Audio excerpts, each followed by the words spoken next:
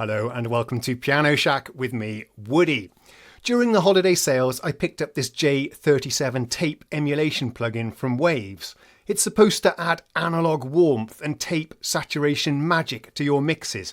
I'm interested to hear if you can hear the difference and if you think it's a $300 difference.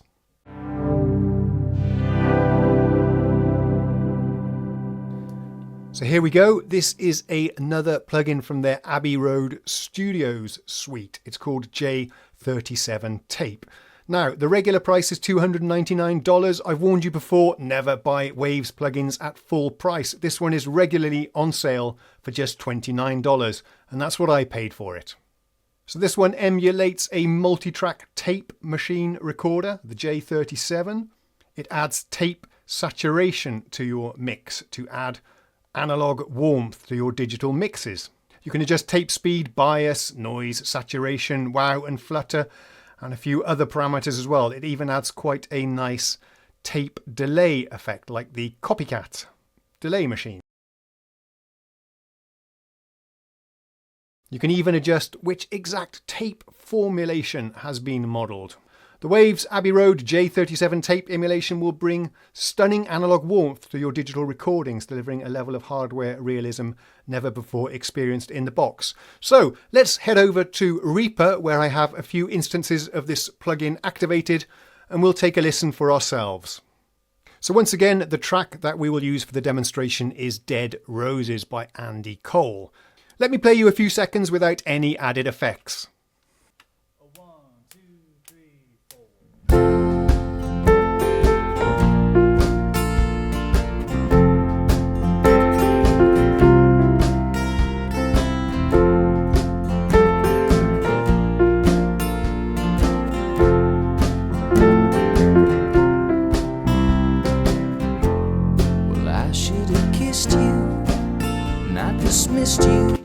Okay, so the way you are supposed to use this plugin is to put one instance of the tape emulation on every track. Waves themselves recommend you do that instead of just throwing it onto the master mix. So let's solo each one of these tracks and take a listen how the plugin sounds in isolation on each instrument. We'll start with the guitars. Let me give you a quick tour of the plugin before we begin. So once again, as normal from Waves, it's an absolutely gorgeous user interface. Down here we can select different tape formulas. You can see the graphics on the tape reel changing there accordingly. I can adjust the tape speed as well there, which is rather nice, just like on the real machine. Over here we can also adjust the bias, which is also something you did on old-fashioned tape machines. This one models a J37 tape player from the 50s. Over here on the right hand side are some controls for the tape delay effects. Down here it's very important, these are our VU meters, so we can monitor we are getting a healthy input recorded on the tape, on the virtual tape, and also we're getting a decent output level as well. Over here on the left hand side we are getting some special effects. We can add some of the unwanted artifacts of tape that are becoming somewhat trendy again. We can add, for example, wow and flutter that you can hear on many a synthwave track nowadays. Also we can add hiss to the track if we really want to do that, add some good old-fashioned tape hiss. And I can also adjust the saturation there using the saturation knob, and also we can play around with which stereo tracks we are recording to, or which of the tracks on the multi-track tape are being used. So that's roughly what's going on there. So what we'll do now is I'll play through each instrument in turn, and I'm going to adjust the input gain here so that we get a nice strong level on the VU meters, but without clipping, because I want to push the levels so high that we get that nice tape saturation. But if you push it too much, it distorts. So we're going to try and find the sweet spot here for every instrument. And then we'll play the entire mix with all of the tracks, tape emulation enabled, and then I'll switch the emulation off for all of the tracks so you can hear what the mix sounds like with and without all of these J37 instances.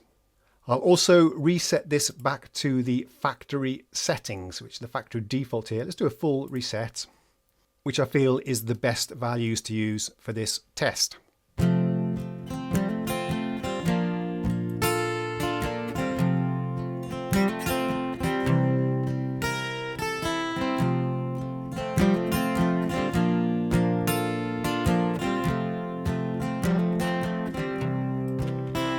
You can see there we exceeded the sweet spot. We pushed the tape too hard and now we're getting some quite unpleasant distortion. So we need to roll that back.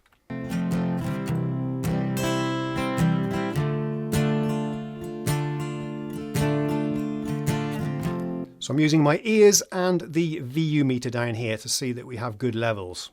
Now I'm just going to play a little bit of the guitar and enable and bypass the plugin so you can hear the difference.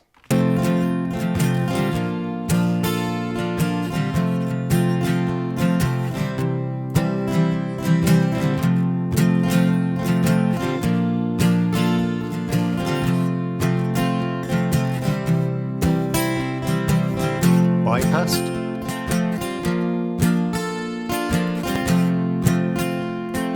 Enabled.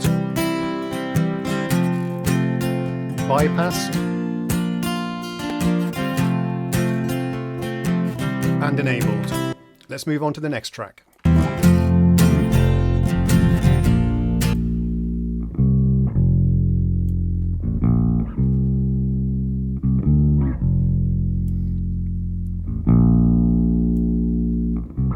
Those levels look pretty good. Bypassed.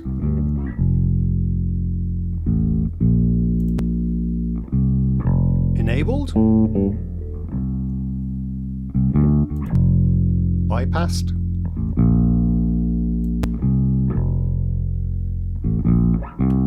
Enabled.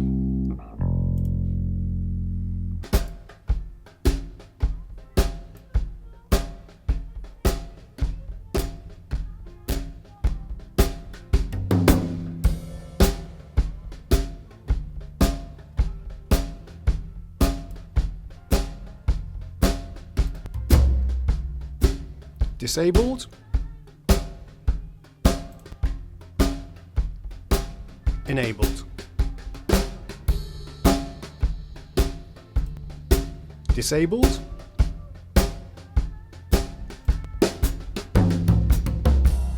Enabled. Let's move on.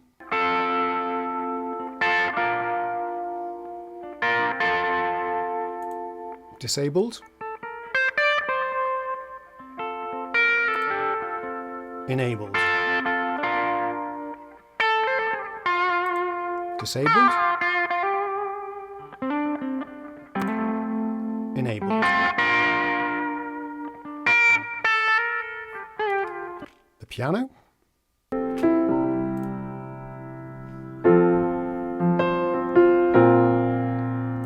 Disabled.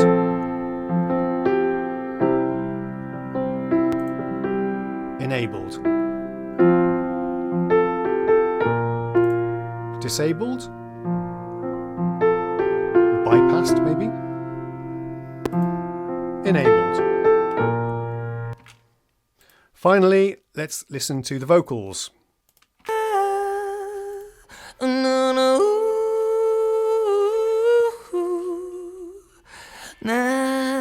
Is in your hair. Can you smell Bypassed. roses like candy in the Enabled. air? Bypassed. Enabled.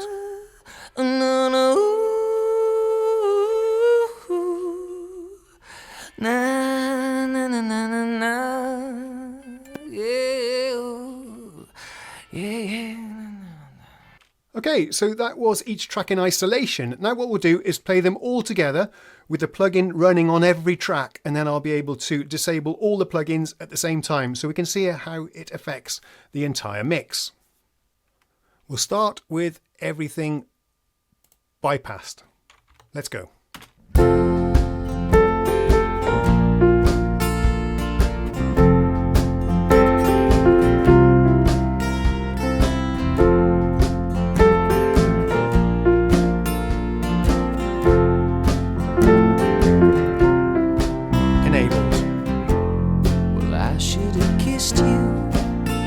Dismissed you. Whoa. Bypassed. But I thought I'd lose you. I may amuse you. Oh. Enabled. And all of the moonlight sparkling sky. Bypass. Blue diamonds in your eyes.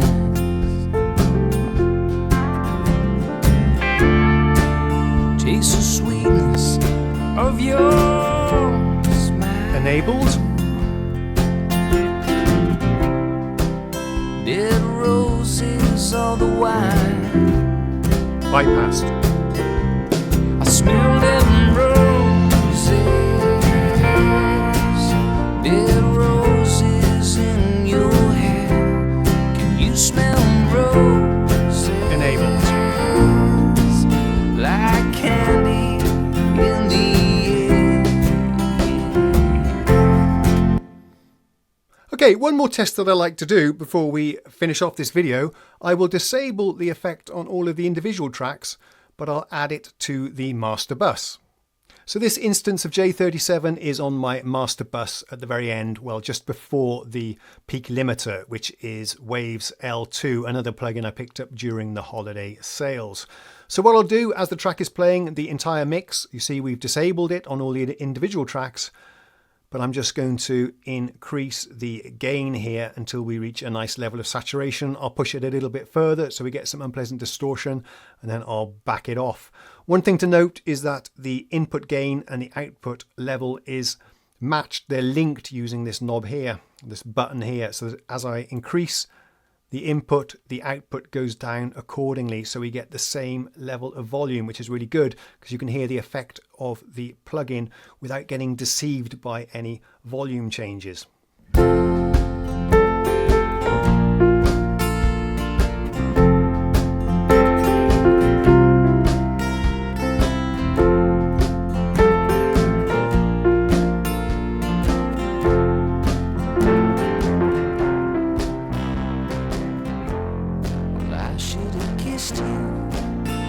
Dismissed you.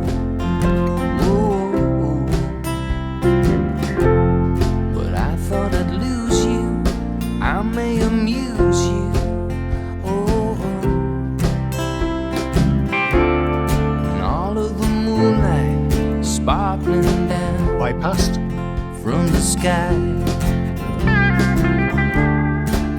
Blue diamonds in your Enabled.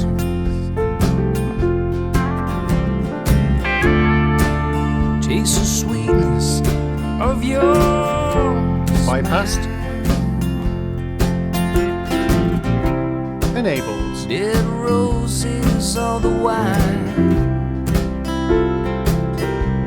I smell them roses. Disabled. Dead roses in your hair. Can you smell roses? Enabled.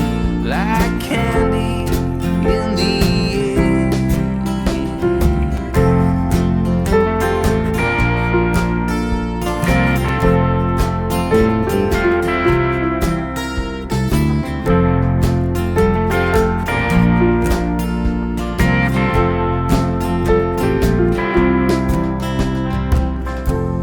Well, you said you're tired, but girl, I'm so wired.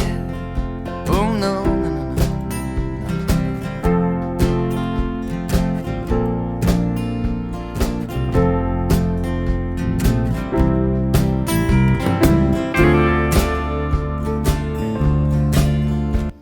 Okay, so as the track plays out, I'll adjust some of these other controls so you can hear what effect they have on the sound.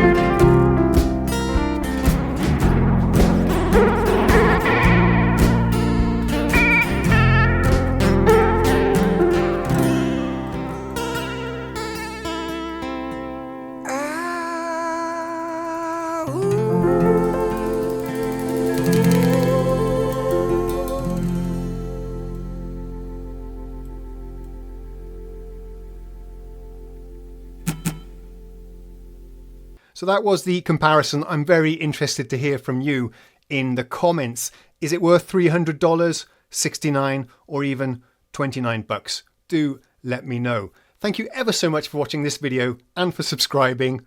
I'll see you again next time. Cheerio.